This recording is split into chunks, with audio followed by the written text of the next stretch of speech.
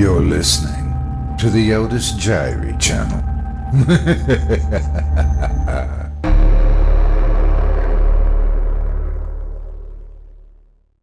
This is Hell, After All, by Chris Hicks. Narrated by Otis Jiry. Tom didn't know how he got here. He remembered stalking the woman through the parking lot, waiting for the right moment to make the grab. Her coach handbag dangled from her elbow as he tagged behind her, pretending to text on his phone to lessen suspicion. He waited until she exited the parking lot onto the busy sidewalk of Broad Street before making his move. He walked up, bumping into her as he slipped the purse off her arm and ran. He remembered hearing her yell as he stepped out onto the street, and then the sound of a horn. Was that a bus? Sounded like a bus. Then everything was quiet. Everything was dark. And now this. Tom was wearing a gray jumpsuit, standing outside of a gray building with no windows on a street lined with buildings of the same design. The street stretched on for miles into the haze in both directions. Above him, the sky was a lighter color gray, filtering the light shining through. "I did," Tom thought. He took a deep breath, feeling his lungs expand. Could I be breathing if I was dead? Is this really air? Tom walked toward the building. There were no signs, only a revolving door leading to a lobby. He considered walking to one of the other buildings, but they all looked identical. What if this one was his building, and after checking the other buildings, he didn't remember which one was his? If he was dead, he didn't want to end up a nameless spirit lost in purgatory because he lost his building. Tom stepped through the revolving door and entered a small lobby leading to a receptionist's window. The walls were bare, except for a single painting of a dog hanging askew. There was a small alcove with a table that had a few magazines on it, all 1970s issues of Sports Illustrated. Tom walked up to the receptionist's window and pressed the buzzer. When the window opened, a small red creature with black horns greeted him. "Jesus!" Tom yelled, stepping back. The creature cocked an eyebrow as it spoke. "I get that a lot. Honestly, we don't look a thing like each other." "Where am I? Is this hell?" Tom stuttered, staring at the creature. Besides the red skin and horns, its eyes were all black with no pupils. It was dressed in a forest green blazer that had a name tag clipped to the lapel. Whatever it was, its name was Nibus. The creature was standing on the receptionist's chair in order to reach the window. Tom could see its little cloven hooves digging into the fabric, trying to steady itself as the chair tried to swivel under him. "Didn't the dog tell you?" Nibus said. Tom looked around behind him. "Dog?" Nibus snorted. "Damn it, that dog. Always running about. He's supposed to guard this place. We put one of those invisible fence collars on him, but does he care? No. Just runs right through it. I told them he needed a collar for each head, but procurement wouldn't authorize buying more than one. Just give me a sec, okay?" Nibus plumped back down in his chair and picked up his desk phone and dialed. "Lydia?" "Nibus." "Cerberus is loose again. You need to call Thad down, and you need to call Linda." "No, you do. Because you're in charge of him." "Yes." "No. Lydia, he won't listen to me. No. Lydia. When the big guy finds out." "Yeah? What's that? Are you serious? How far can he run? Is that really your response right now? We're floating on a lake of fire, Lydia. Just call Thad." "Call Thad, Lydia. That's your job." "Thank you." Nibus set the phone back in the cradle and stroked one of his horns between his fingertips. "I can't deal with this crap today." Nibus sat like that for a few minutes before Tom coughed, reminding him of his presence. Nibus looked up and spoke. "Ah, new guy. Yeah, this is hell. Let me pull your file up. Name? Tom cleared his throat, his voice shaking a little. Tom Northrop. Nibus typed his name into the computer. Let's see, new arrivals. Oh, there you are. Theft. Lord's name in vain. General crappy behavior. Wow. Got popped by a bus after lifting some old broad's purse. This isn't your day, bub. So that's it? I'm dead? And in hell? Nothing I can do about it now? Tom felt a lump in his throat as his eyes watered. I'm still just a kid. I'm too young to be dead already. I have so much still to do. And Mom? Oh, wow, my poor mother. Oh, boy, we got a crier, Nibus said. Listen, hell isn't so bad. You ever hear the expression that history is written by the victors? Tom nodded, sniffling as he dabbed his eyes with his shirt collar. In a nutshell, that's hell, Nibus continued. The Bible talked this place up like a real butthole, but what else was the big G supposed to do? Had to keep you humies in line, didn't they? Tom took a deep breath and straightened his shirt, his collar damp from wiping his tears. Doesn't matter much now anyways, does it? I'm here. That's the spirit, Nibus said. And look, since it's such a slow intake day, you're going to straight up meet with Satan. I'm meeting Satan? Tom asked, his voice shaking. Nibus nodded. You should be honored. Most humies have to wait a week before they get to meet him. Tom stepped away from the desk, looking back at the revolving door. Don't get any ideas, kid, Nibus said. Outside that door, still hell. Run for 100 miles in any direction, still hell. And on the off chance you do make it to the edge, there's the whole lake of fire you've got to deal with. Runners never make it, and it just pisses everyone off. Don't make me have to call Lydia again. You'd really be busting my balls if you did. Tom gave the door another glance before stepping back to the window. Good call, new guy. Nibus stood back up on his chair and leaned out the window. He handed Tom an envelope. Before you go up, this is your new resident packet. It has your badge in it. That's what you use to get back to your quarters after you meet with Satan. Just put it in the slot in the elevator. It'll do the rest.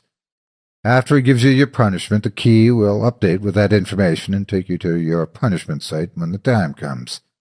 Got it? Tom opened his packet, pulling out his badge that was attached to a lanyard made of braided horsehair.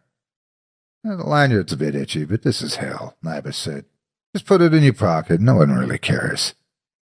This isn't that other place. We're not big on rules. Just don't lose it. Tom stuffed the badge and lanyard in his pocket. The rest of the packet were typical welcome literature, phone list, and a FAQ page. Big guy's ready for you, Nibus said. Step on the elevator and insert your card in the reader. Elevator? Tom asked. There is no. When he turned to look, one of the walls of the lobby had opened up, revealing an open elevator door. Tom stepped into the elevator, which was all black and had no controls other than the card reader. Tom slid his card through it, and the door dinged and closed behind him. Just before the door closed, Nibus called out to him. You guy, when you meet Satan, be sure to... The door closed. Be sure to what? Tom thought, as the elevator started moving. Up or down, he couldn't tell. The elevator played an instrumental version of We Built This City by Starship. As the elevator moved, the thought occurred to Tom that maybe the elevator was to be his torment.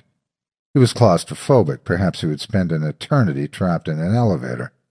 His breathing quickened and his heart thudded against his ribcage. Or was that just in his mind, as the elevator continued in its journey? Just as he was about to brake, Tom heard a ding as the door opened. A great red serpent pushed its head into the opening of the elevator. Its fangs dripped with venom as it looked into Tom's eyes, its tongue darting between the gap and its front teeth. It let out a horrible hiss, causing Tom to cup his hands over his ears and curl into a ball on the floor of the elevator. It spoke in a deep, raspy voice that rattled in Tom's chest and felt like his ears were going to pop. "Welcome to hell," it boomed, followed by maniacal laughter, and then poof, it was gone. Tom looked up from his fetal position to see a humanoid demon with red skin and long black horns pointing at him and laughing. The demon was dressed in a business suit with his hair pulled back in a ponytail. The well-dressed demon almost fell over and was holding himself up against the wall of the elevator, pointing and laughing. "Your face right now," he said in between laughing fits. "Oh, my God, that's priceless. You didn't piss your pants, did you? No shame in that. No shame at all." Tom wasn't sure. He looked down and didn't see any wetness, so he shook his head no. "Oh, that's good, then. Save you a bit of embarrassment wetting yourself the first time you meet Satan. Which is me. Hello." Satan did a half bow. "Then it would be all awkward the next time you saw me. You'd be wondering if I'd be telling everyone that you pissed yourself when you left the room. Which I would if you did, but since you didn't, I won't. All right. Come on now. Up with you." Satan reached out for Tom to take his hand. "It was just a joke. Rather funny one, I might add," Satan said with a beaming grin on his face. Tom reached out and Satan pulled him up to his feet. "In case you were wondering about the snake thing, Revelation 12:9, the great dragon was hurled down, that ancient serpent who was called the devil and Satan, the deceiver of the whole world. So it's kind of required. His orders." Satan pointed up, rolling his eyes. "Well, not really. My idea. I get a kick out of it. It's a good icebreaker." Satan led Tom to a seat in front of a giant desk in the middle of the room. Satan sat in the chair on the other side of the desk, leaning forward, his elbows on the desk, as he rested his chin on his fists. "Well, here we are. I'm Satan, and this is hell," Satan said. "And you're—" "Tom Northrop," Tom replied. Satan gasped. "Did you say Tom Northrop?" "Yes." "The Tom Northrop?" I guess so," Tom stuttered. "Oh, wow, this is big, real big. We've been waiting for you." "Really?" Tom asked. Satan nodded. "Oh, yeah, biggest new arrival since Hitler." Tom's jaw dropped. "Me? Really? I wasn't that bad, was I?" "Oh, yeah, we got a huge file on you, Tom," Satan said as he leaned down and lifted a hefty file from the bottom drawer of his desk. "Everything in here says you're a bad dude." Tom was stunned. Sure, he stole a few things and wasn't the nicest person, but was he really that bad? The devil leaned forward, talking just above a whisper. "Want to know what it says about you?" Tom nodded. The devil opened the file, shaking his head and clicking his tongue as he turned the pages. His face shifted from disgust to shock with every turn of the page. "I can't tell you everything in there, for reasons of security. But can I ask you something?" Tom nodded. "What was it like diddling all those puppies?" Tom furrowed his brow. "Does it say I did that?" "Yeah, right here," Satan said, pointing to no page in particular. "That must be some sort of mistake. I never—" Tom said, but was interrupted by Satan, laughing and smacking his hand against his desk. "Got you again," Satan said. He wiped tears of laughter from his cheek. One sizzled as it landed on the desk. "You're easy, Tom, if that is your real name. And it is. I know because I'm Satan and all that." Tom exhaled. Or at least he thought he did. He still wasn't sure about the whole breathing thing. They sat in silence, the devil staring at Tom, smiling. It was an awkward silence. Tom unsure if he should say something or if Satan was just looking him over. Tom glanced around the room, avoiding Satan's gaze. The walls of the office were bare, except for a giant window along the side. Outside, gray buildings stretched for miles in every direction. Off in the distance, the glow of fire rimmed the edge of the buildings. "You like boats?" Satan asked. "Boats?" Tom repeated, puzzled by the question. "Yeah, boats. Were you much of a boater in life?" "No, I can't say that I was," Tom answered. "Well, that's too bad," Satan said. "Why?" No reason," Satan said. More silence.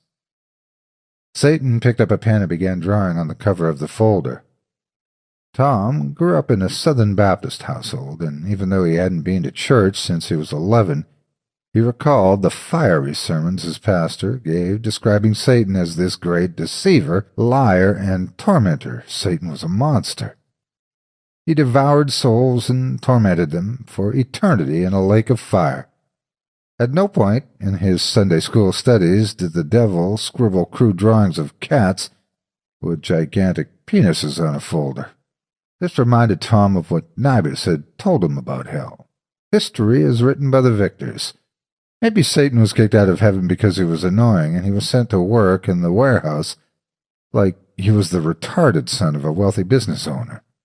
Then again, maybe none of this was real, and what Tom was experiencing was the last gasp of firing neurons in a dying brain. "So what happens next?" Tom asked, breaking the silence. "Huh? Oh," Satan said, like he almost forgot Tom was sitting in front of him. "Tell me about your life." Tom cleared his throat.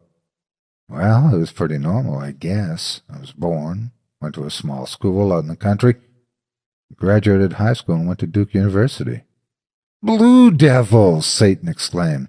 "That's like me, but, you know—" Satan gestured to his face. "Blue." Tom nodded. "Yeah, that's the one. My dad went there, so he got me in. I didn't really have the grades or demeanor to succeed.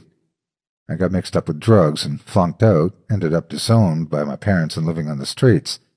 Then the last thing I did when I was alive was steal a lady's purse, ran out into the street in front of a bus, and now I'm here."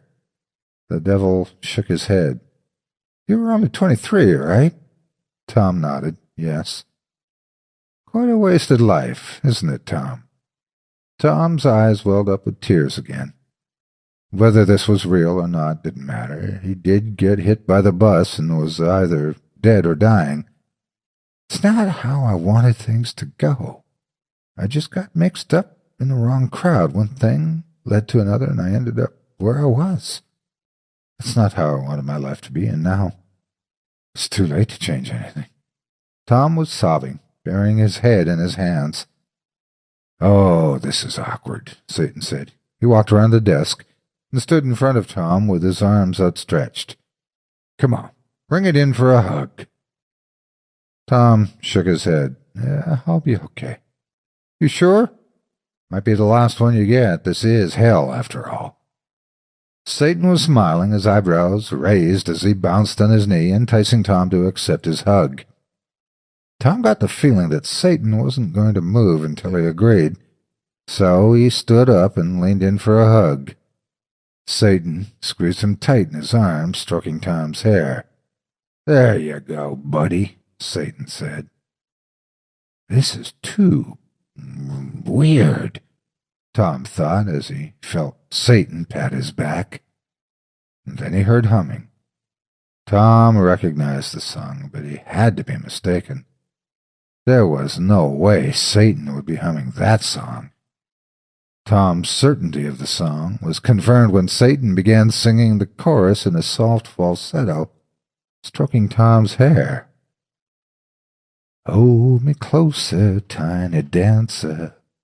Count the headlights on the highway. Lay me down in sheets of linen. You had a busy day today." Satan released Tom from the hug and looked down at him. "How's that? Doing better now?" Tom nodded, still a bit dumbfounded by what just happened. After releasing Tom from the hug, Satan returned to his chair. "This has to be a dream," Tom thought as he sat back down in his seat. There's no way Satan is this weird, incompetent, lonely, all of the above. So now, Satan began, your assignment, for your eternal damnation for a lifetime of sin. Are you ready for it? Tom took a deep, possibly imaginary breath, then nodded. You can't just nod. You have to say, I'm ready. I'm ready, Tom replied. Satan cleared his throat. Your punishment, Satan began, pausing for dramatic effect after each clause. For all of eternity, which is until the end of time, and then after that, and then even after that, will be pitchfork cleaner. Satan was trying not to giggle. He shoved his fist against his mouth as he looked at Tom. Pitchfork cleaner? Tom replied. Yep, Satan said, stifling his giggling as he spoke. Your job is to clean all the pitchforks of all the lesser imps and demons. Satan was shaking, biting his lip. All of them. A small giggle broke through. All the pitchforks. Tom sighed, then nodded. All right, then. When do I start? You start, Satan let out a burst of laughter. You start? Never, because that's a joke. I got you again. Tom shrugged. Yeah, you got me good that time. You were all pitchforks. I don't know. Satan crossed his eyes and threw up his hands. That's you. That's what you look like. He crossed his eyes and shrugged again. Pitchforks. I don't know. Priceless? Satan slapped his hand on the desk and laughed. Tom just sat and waited for him to finish. You're a good sport, Tom, Satan said. Hey, tell you what. You want to help me prank the next guy? What? Really? Can I? Sure. Let's do it. Satan hit the intercom button on his phone. He looked up at Tom, pointing a finger to his lips to shush him as he tried containing his laughter. Nibus, is that you? Yeah, Satan cut him off. Are you there, Nibus? I can't hear you. Yes, this is... Nibus, can you hear me? It's Satan. I can... Nibus, can you hear me, Nibus? A heavy sigh came over the intercom as Satan chuckled. Can you hear me? Can't you, sir? Gotcha, Satan said, laughing. That never gets old, does it? Another heavy sigh came over the intercom before Nibus spoke. Nope, never. Nibus, can you send up the next one? Satan stood up from behind his desk and ran over to the elevator, motioning for Tom to join him. This is going to be good. So what about my assignment, Tom asked. Oh, yes, about that, Satan said. I'll be honest with you, Tom. Hell's a pretty boring place for me. You want to just hang out? Help me welcome new humies? Tom shrugged. Sure, why not? Great. Let's get ready for the new guy. Where's your pitchfork? Satan asked. Tom shook his head. I didn't get a pitchfork. Did you already lose your pitchfork? That's pretty serious, Tom. You need your pitchfork. But I didn't get one downstairs. Tom began. Then noticed that Satan's eyes were bulging as he bit his lower lip to contain his laughter. Is this another joke? Satan laughed, smacking Tom in the back. You catch on quick. Thank you so much for taking time out of your day to listen to this story in its entirety. If you enjoy what you hear and what I do and would like to support me and my efforts, visit my Patreon page at patreon.com/Otis Jiry. If you haven't yet, please hit the like button and subscribe today, and share this video with everyone on your social media. It helps more than you could ever imagine. Again, thank you for listening and have a great day. God bless you.